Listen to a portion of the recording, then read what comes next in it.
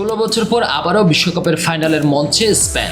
2010 সালে দক্ষিণ আফ্রিকায় প্রথমবারের মতো বিশ্বকাপ জয়ের পর দীর্ঘ অপেক্ষা, সেই অপেক্ষার অবসান ঘটিয়ে এবার উঠতে থাকা ফ্রান্সকে 2-0 গোলে হারিয়ে শিরোপার লড়াইয়ে জায়গা করে নিয়েছে স্পেন। আধিপত্য, কৌশল আর আত্মবিশ্বাসে ভর করে ইউরোপিয়ান চ্যাম্পিয়ন্সরা ফাইনালে পুরো ম্যাচেই ঝাঁপিয়ে গেছে কিলিয়ান এমবাপ্পেদের। কিন্তু এই ফাইনালে ওঠার গল্পটা একদিনে তৈরি হয়নি। 2010 সালে সোনালী প্রজন্মের বিদায়ের পর বিশ্বকাপে বারবার হোঁচট খেয়েছে স্পেন। 2014 সালে শিরোপাধারী হয়েও গ্রুপ পর্ব থেকে বিদায়। 2018 সালে রাশিয়ায় শেষ 16তে স্বাগতিকদের কাছে ট্রাইব্রেকারে হার। 2022 বিশ্বকাপেও একই পরিণতি, মরক্কোর বিপক্ষে ট্রাইব্রেকারে থেমে যায় তাদের যাত্রা। একসময়ের টিকি-টাকা সাম্রাজ্য যেন হারিয়ে ফেলেছিল ধার।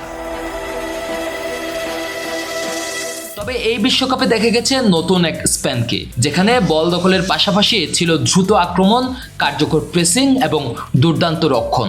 শেষ 7 ম্যাচে মাত্র 1 গোল হজম করেছে দলটি। নকআউটে অস্ট্রিয়া, পর্তুগাল, বেলজিয়াম এবং সবশেষ ফ্রান্সকে হারিয়ে ফাইনালে উঠেছে তারা। তরুণ লামিন ইয়ামাল, অভিজ্ঞ Mikel Oyarzabal, Dani Olmo, Rodri, Fabian রুইজদের সমন্বয়ে গড়ে উঠেছে ভারসাম্যপূর্ণ এক দল।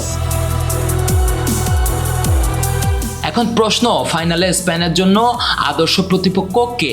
আজ সেমিফাইনালের অন্য ম্যাচে মুখোমুখি ইংল্যান্ড ও আর্জেন্টিনা। বিশ্লেষকরা বলছেন, কাগজে কলমে ইংল্যান্ডের বিপক্ষে স্পেনের কৌশল বেশি কার্যকর হতে পারে, কারণ ইংল্যান্ড তুলনামূলক সংগঠিত হলেও মাঝ মাঠের দখল হারালে চাপে পড়ে।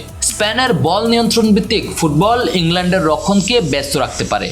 অন্যদিকে আর্জেন্টিনা হলে চ্যালেঞ্জটা হবে আরও কঠিন। বর্তমান বিশ্ব চ্যাম্পিয়নদের বড় ম্যাচের অভিজ্ঞতা, নকআউট মানসিকতা এবং দ্রুত পাল্টা আক্রমণ স্পেনের জন্য বড় পরীক্ষা হয়ে দাঁড়াতে পারে। যদিও সাম্প্রতিক বছরগুলোতে বড় ম্যাচের ধারাবাহিক সাফল্য স্পেনকে আত্মবিশ্বাসী রাখছে।